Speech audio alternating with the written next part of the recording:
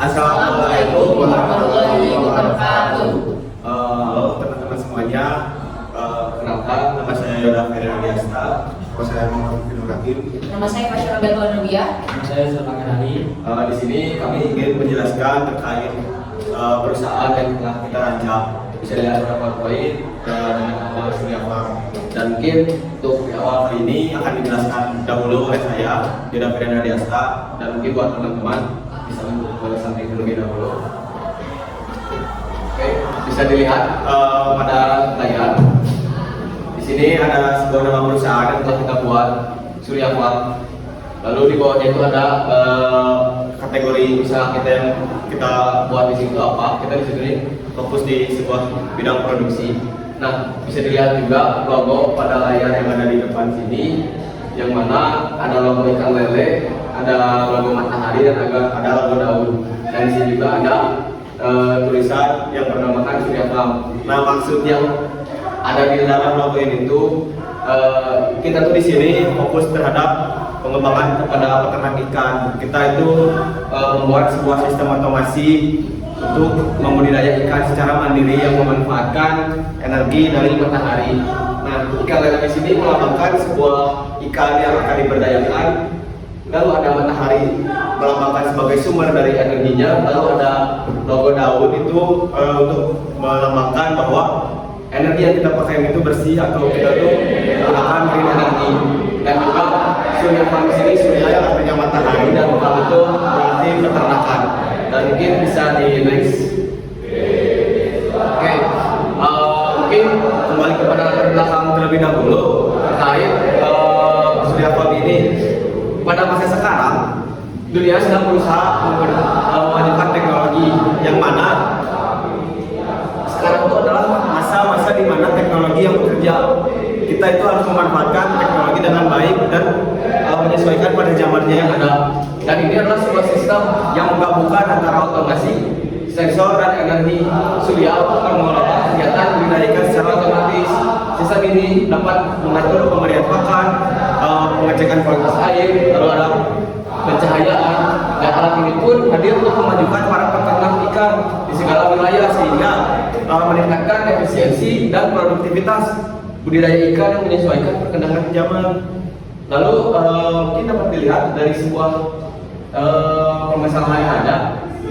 Permasalahan di sini itu satu, minimnya pasokan listrik jika peternak di dalam area terpencil.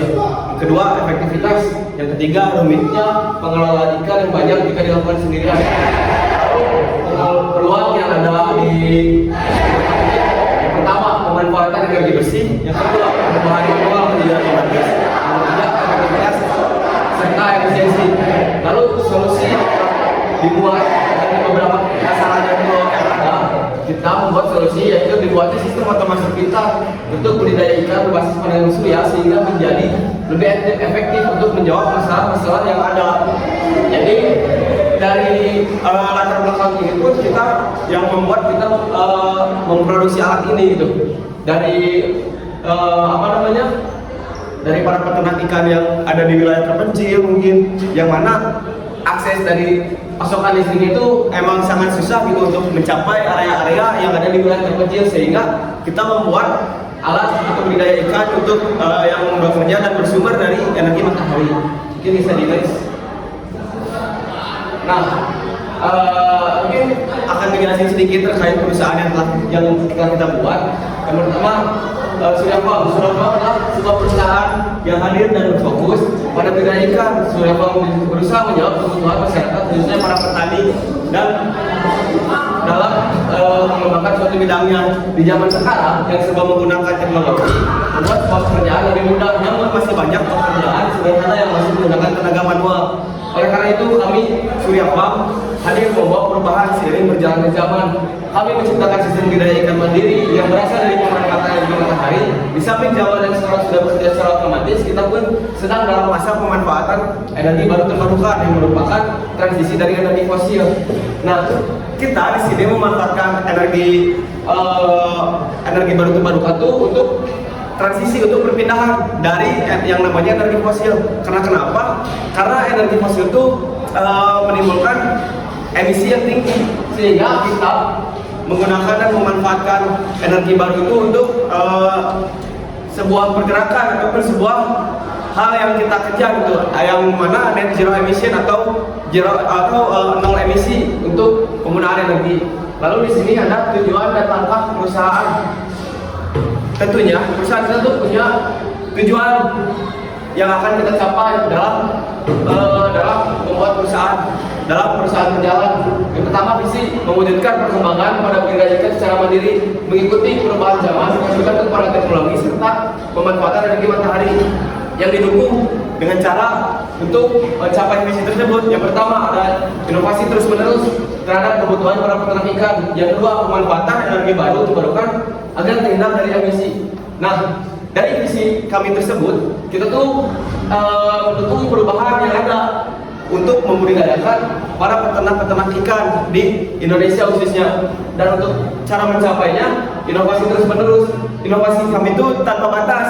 Ketika ada perubahan seiring berubahnya zaman, kita akan terus melakukan inovasi sehingga apa yang menjadi tujuan kita tuh akan tercapai, khususnya bagi para peternak-peternak ikan di luar sana. Nah, yang kedua pun seperti yang tadi saya sebutkan, pemanfaatan energi baru terbarukan agar terhindar dari emisi. Kita melakukan gerakan net zero emission, yang artinya jangan ada emisi dari energi yang kita pakai.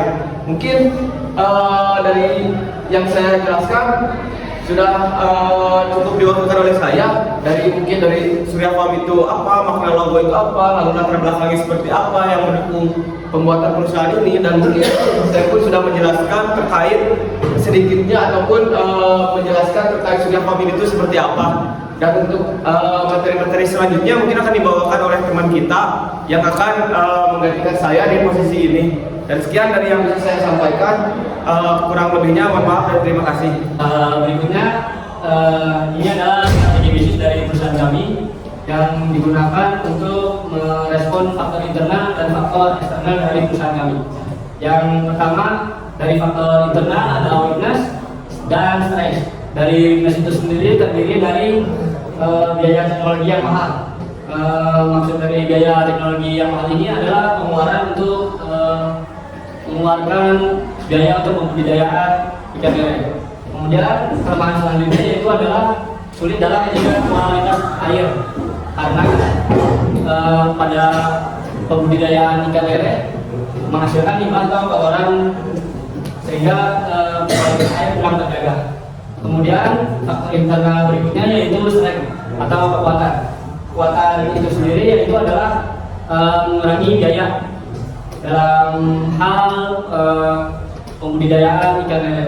Selanjutnya ada memudahkan para pengelola dalam pembudidayaan ikan lele secara otomasi atau otomatis. Setelah itu ada faktor eksternal.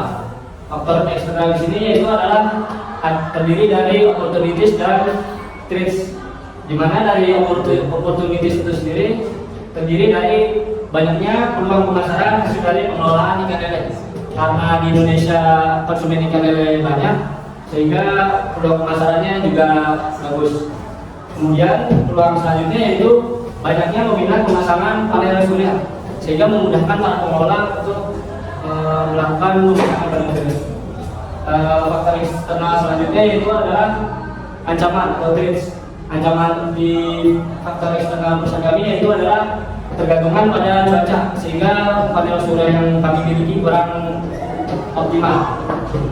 Kemudian ancaman berikutnya yaitu persaingan dengan pebisnis lain, baik dari harga maupun kualitas produk.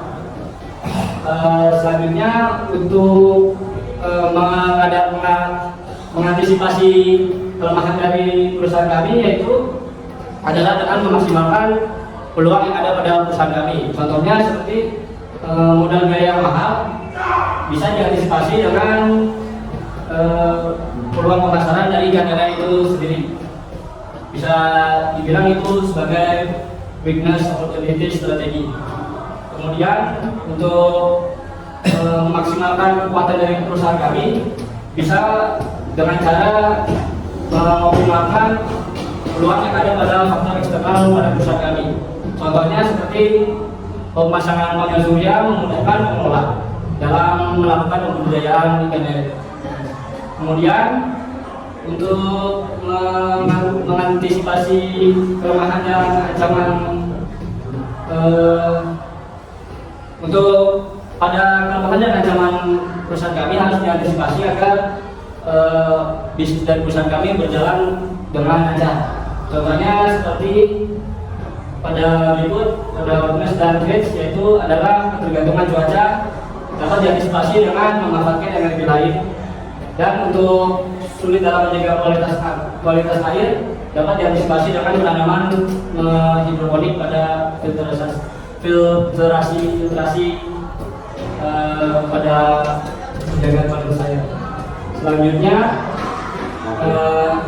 ancaman yang kita miliki dapat diantisipasi dengan memaksimalkan kekuatan yang ada pada perusahaan kami, yaitu contohnya adalah persaingan bisnis dapat diantisipasi dengan biaya yang lebih murah pada kekuatan perusahaan kami. Kemudian ini adalah model bisnis dari perusahaan kami, di mana value proposition dari perusahaan kami yaitu adalah seperti ramah lingkungan, hemat waktu, dan hemat energi. Dan pada customer segment di perusahaan kami yaitu adalah instansi pendidikan, dan target selanjutnya yaitu peternak ikan. Kemudian channel yang kami gunakan pada model bisnis kami yaitu adalah seperti pameran, lalu bisa menggunakan media sosial seperti Instagram, TikTok, maupun Facebook. Dan channel selanjutnya yaitu adalah e-commerce. Lalu ada customer relationship, yaitu seperti melakukan dengan cara melakukan konten, promosi, garansi, dan pemasaran gratis. Selanjutnya ada revenue stream, yaitu dengan penjualan profit dan jasa maintenance. Selanjutnya ada key partner. Kami bekerja sama dengan supplier panel surya dan toko ikan serta para investor. Kemudian ada key activities, yaitu membuat produk sistem otomasi dan menawarkan jasa maintenance. Kemudian key resource, yaitu karyawan yang bersertifikasi dan supplier yang terpercaya serta desain yang simple.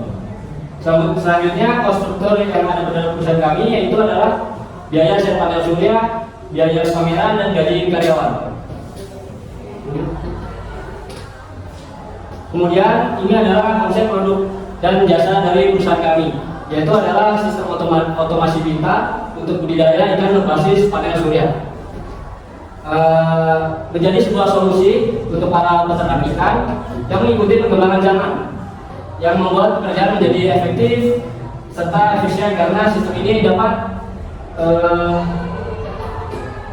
mengatur pemberian pakan, kualitas air, pencahayaan, serta otomasi yang ramah lingkungan karena menggunakan matahari sebagai sumber energinya.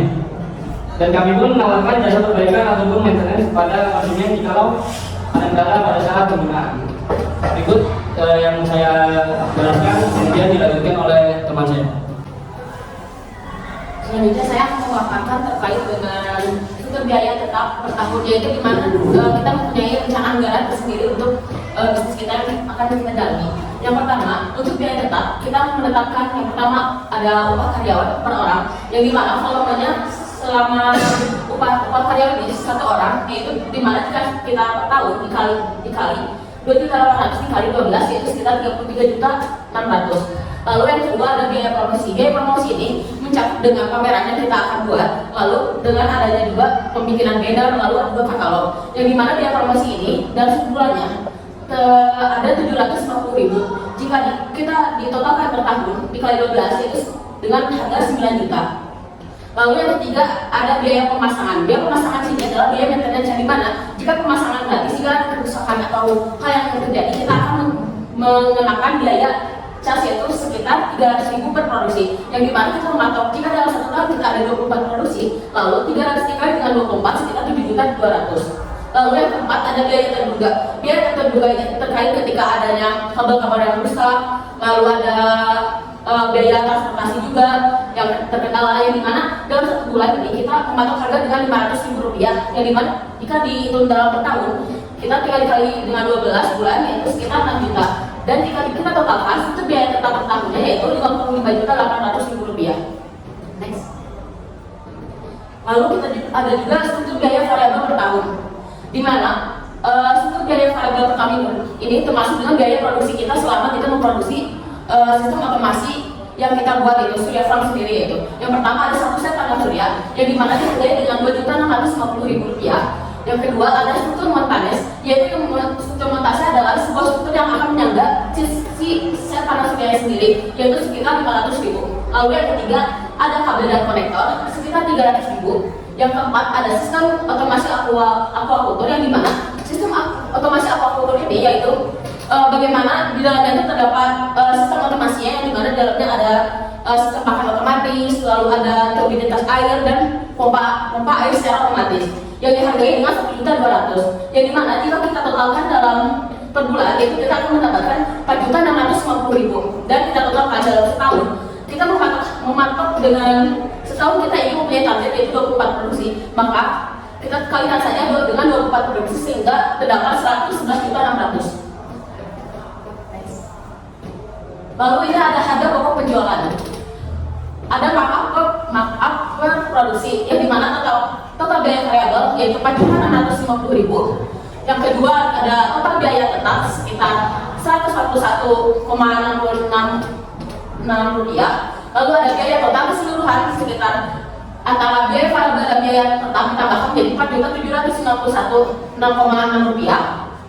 Lalu ada markup yaitu laba yang kita ambil yaitu sekitar 40%, yang dimana menurut saya 40% sudah cukup untuk kita mengembangkan dan menjual gitu, karena harga yang kita ingin adalah harga yang termurah dan terjangkau, yang dimana marketnya jika kita kalikan dengan biaya total keseluruhan yaitu sekitar Rp1.916.000.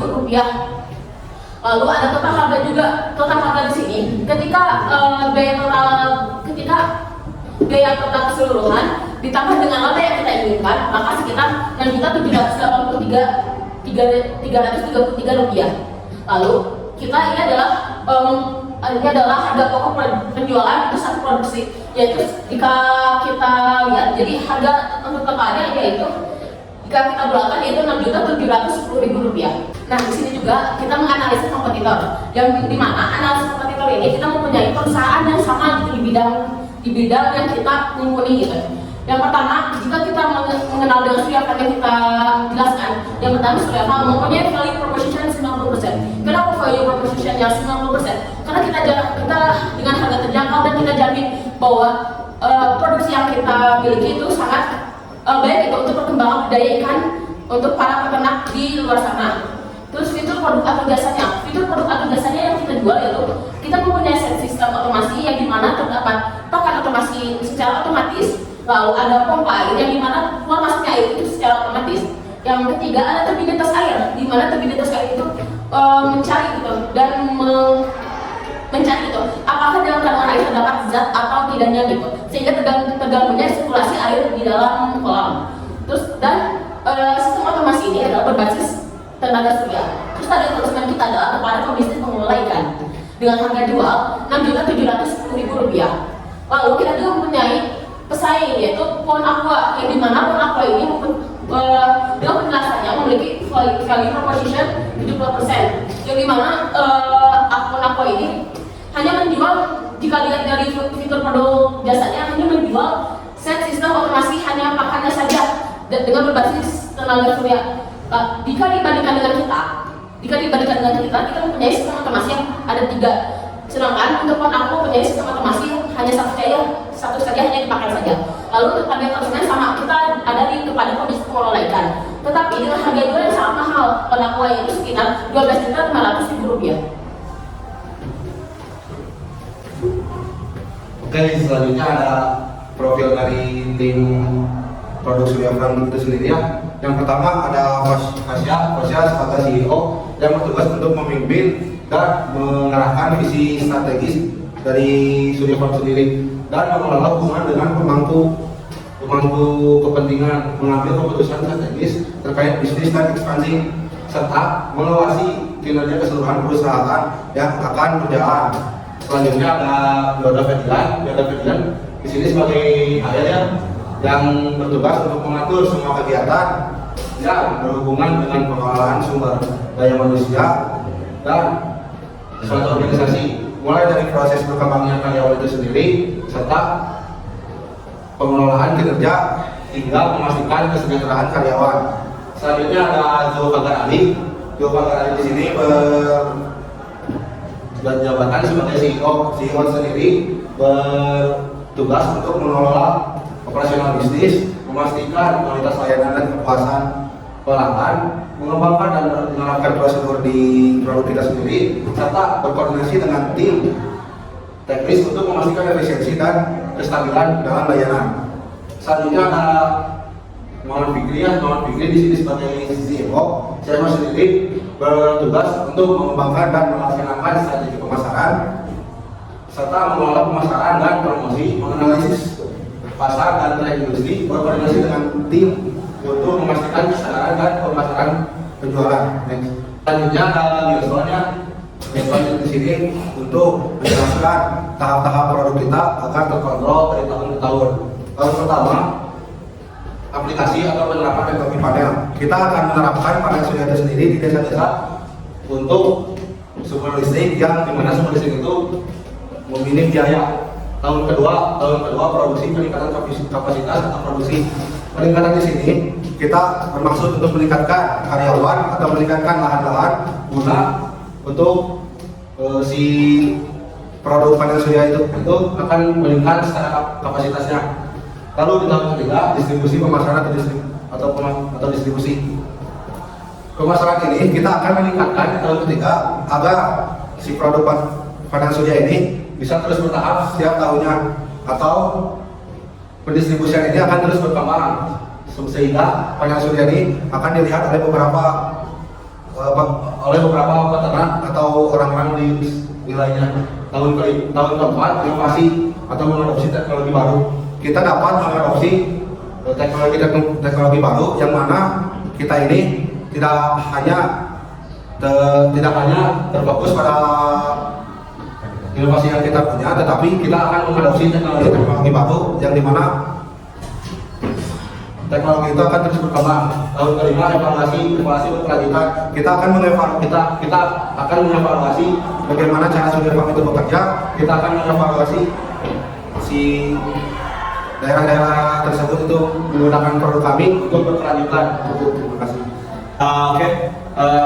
Tiba kita di penghujung pemaparan materi oleh teman-teman saya terkait perusahaan surya farm ini. Jadi kenapa kita ingin membuat ini itu untuk kalian para masyarakat yang membutuhkan sistem budidaya ikan. Dan kenapa kalian harus membeli produk dari perusahaan kami? Karena pertama, kita berada di proses transisi energi dari energi fosil menjadi energi terbarukan. Kedua, dari segi efektivitas dan efisiensi, yang mana rata-rata para peternak ikan itu biasanya ada di wilayah-wilayah terpencil yang susah dijangkau oleh PLN atau mungkin oleh distribusi listrik. Sehingga kita di sini datang untuk memberikan satu set peternakan ikan, budidaya ikan lengkap dengan sumber listriknya, sumber dari mataharinya untuk pemanfaatan energi matahari, lalu ada kolam yang untuk menunjang pemberdayaan ikan tersebut. Dan mungkin itu saja yang bisa kami sampaikan. Kita mengucapkan terima kasih bersama dengan bersama untuk peternakan. Kembali lagi dengan kita yang di sini ingin menjawab beberapa pertanyaan yang sudah diberikan oleh Ibu Ani dan Bapak Nafi selaku dosen pengampu dari mata kuliah kewirausahaan. Untuk nomor pertama, apa masalah utama yang ingin diselesaikan dengan produk atau layanan ini? Oke, mungkin bisa akan dijawab oleh saya. Nama saya Daferian Adiasta dengan NIM 22172432. Jadi masalah utama yang ingin kita selesaikan dari produk ini tuh yang pertama dari penggunaan energi terbarukan. Karena untuk masa-masa sekarang itu kita tuh ingin merubah atau mengalihkan penggunaan energi atau masa transisi energi dari energi fosil menjadi energi baru terbarukan guna menurunkan angka emisi terhadap bumi ini, dan juga untuk meningkatkan efektivitas dan efisiensi para peternak ikan sehingga menemukan atau mendapatkan kemudahan dalam bekerja. Dan juga di zaman yang sekarang tuh kita menerapkan teknologi yang seiring berubahnya zaman. Jadi para peternak ikan pun masih bisa bekerja secara mandiri yang dibantu oleh alat ini. Mungkin untuk jawaban nomor 1 cukup sekian dari saya. Dan untuk Nomor 2 dilanjutkan oleh saya, Muhammad Fikri. Pertanyaannya adalah apa keunggulan kompetitif yang sulit dicuri oleh pesaing? Keunggulan dari kompetitif atau keunggulan dari produk kami yaitu kami menyediakan produk yang murah untuk dijalankan dalam satu desa, serta dapat mudahnya energi listrik karena menggunakan energi matahari, lalu menggunakan otomasi untuk mengotomatiskan pangan ikan, air, serta lainnya. Dan produk kami juga dapat digunakan oleh orang-orang lain di desa tersebut. Lalu saya akan menjawab yang ketiga, bagaimana proyeksi pendapatan dan keuntungan bisnis dalam 2 tahun ke depan? Apakah bisnis ini layak dijalankan? Jika kita lihat dalam perhitungan yang sangat amat kuat, di sini ada markup yang produksi, yaitu jika ini adalah markup produk per jika satu produk, yaitu dan ini adalah markup produk jika kita mengeluarkan dalam 1 tahun, kan kita punya target 24 produksi. Nah, ini adalah 24 produksinya sekitar 161 juta rupiah. Lalu untuk keuntungan per tahunnya, keuntungan per tahunnya kita mendapatkan 194.552.000 rupiah, yang dimana di keuntungan ini adalah 1 tahunnya, yang dimana setiap tahunnya kita menaikkan gitu keuntungan persentasinya sekitar 15%. Apalagi jika kita dihitung dalam 2 tahun, dalam 2 tahun saja, dalam 1 tahun saja kita mendapatkan 194.552 rupiah. Apalagi kita mempunyai keuntungan jika 2 tahun itu. Dan menurut saya ini sangat layak untuk diperjualbelikan karena mempunyai keuntungan bagi kita dan keuntungan bagi masyarakat juga. Oke, pertanyaan berikutnya nomor 4 yaitu bagaimana cara pengembangan produk di masa depan. Tentu kita akan mengembangkan produk kita untuk di masa depan. Salah satunya kita akan mengembangkan komponen-komponen yang kita gunakan seiring zamannya waktu. Kedua, kita akan mengembangkan salah satunya yaitu memperluas cabang kita dimanapun itu berada. Ketiga, kita akan mengembangkan karyawan-karyawan kita karena kita sudah memperluas cabang. Keempat, kita akan mengekspor produk kita ke internasional. Cukup. Pertanyaan selanjutnya yaitu definisikan apakah bisnis ini termasuk dalam red ocean atau blue ocean strategi. Nah, bisnis kita yang kita lakukan yaitu termasuk dalam blue ocean strategi karena bisnis kita itu membuat atau memodifikasi usaha yang sudah ada, kita membuat inovasi yang baru sehingga termasuk pada blue ocean strategi. Dan pada blue ocean strategi atau pada bisnis kita itu tidak ada pesaing lain sehingga termasuk blue ocean strategi. Lalu pertanyaan yang ke-6, ada bayangkan Anda sedang berhadapan dengan investor yang berinvestasi pada bisnis Anda. Yang pertama, kita akan menghargai ide investor dengan cara kami bersemangat dan dengan penuh percaya diri agar Anda bisa menginvestasi kepada Surya Farm, yang dimana Surya Farm ini memiliki keunggulan daripada pebisnis lain, yang dimana ada 3 keunggulan dalam yang kita punya dalam Surya Farm ini. Yang pertama, dalam keunggulan sistem multi kontrolnya, yaitu sistem otomasi airnya. Yang di dalam multi kontrolnya itu terdapat pakan otomatis. Yang kedua ada turbinitas air. Yang ketiga ada otomatis untuk menyalakan pompa air. Dan juga selain keunggulan-keunggulan yang telah disebutkan, Surya Farm ini memiliki biaya produksi yang rendah dan keuntungan yang tinggi, sehingga jika Bapak dan Ibu berinvestasi kepada perusahaan kami tentunya akan sangat menjanjikan. Karena selain dari pertanyaan yang sudah disebutkan tadi, kita tuh termasuk oleh Blue Ocean, yang mana perusahaan kita ini tuh fokus saja termasuk inovasi baru yang ada di muka bumi ini mungkin karena belum ada perusahaan ataupun minim pesaing yang bisa menyaingi perusahaan kami, karena dan juga ada pesaing dari perusahaan lain, namun dari segi presentasi perbandingan itu rendah dari kita, dan kita sangat mengharapkan investasi dari para Bapak Ibu sekalian. Baik, maka bagi para investor jangan ragu, jangan sungkan untuk berinvestasi pada kami. Jadi kami berharap bisnis kami bisa maju baik secara lokal maupun regional. Sekian dari kami. Wassalamualaikum warahmatullahi wabarakatuh.